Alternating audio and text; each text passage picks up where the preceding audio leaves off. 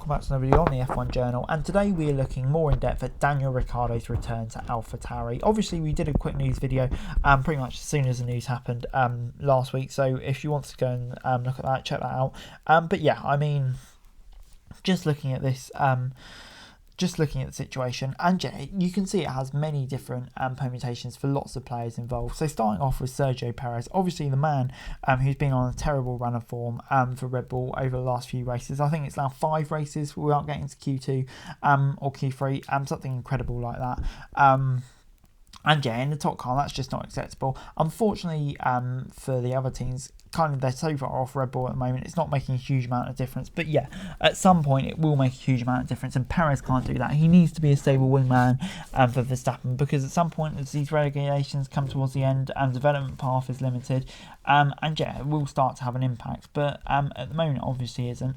But if Ricciardo can step up and perform, we obviously seen what he can do in that Red Bull, and let's face it, he probably in a Red Bull is probably a better driver than Sergio Perez, based off the past.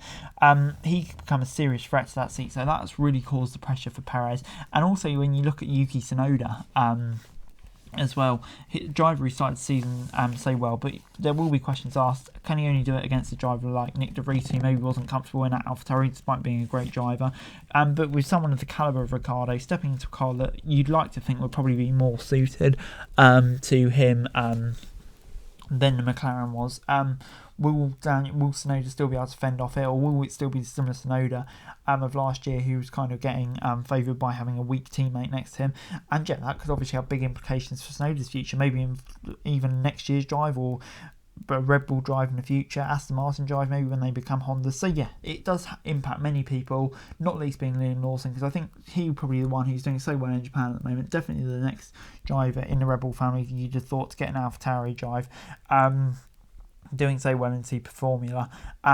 If Ricciardo comes in and smashes it, Tsunoda's done well this season, and yeah, they decide to keep Perez on, and yeah, Ricciardo could be a candidate for the 2025 seat, if there's not a seat available for next year. If Ricciardo wants to stay there for 18 months and Tsunoda's playing well, is there no space for Lawson? But at the same time, if Ricciardo comes in and crushes Tsunoda, or Lawson wins Super Formula and Ricciardo kind of shows similar habits to what he's shown at McLaren,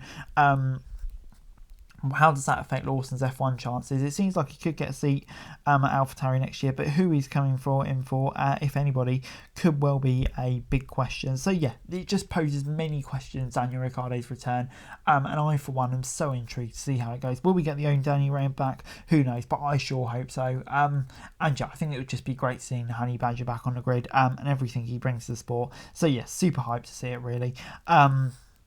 And yeah, not only the Hungarian Grand Prix, but the rest of the season is going to be very interesting to see how Ricciardo is able to form, and how it could affect all the key players involved kind of with this return. But anyway guys, that's it really. Thanks very much for watching. To like, share, subscribe, let your thoughts come today for daily wrestling news and subscribe to the channel. It's greatly appreciated. Thanks very much for watching. Peace out.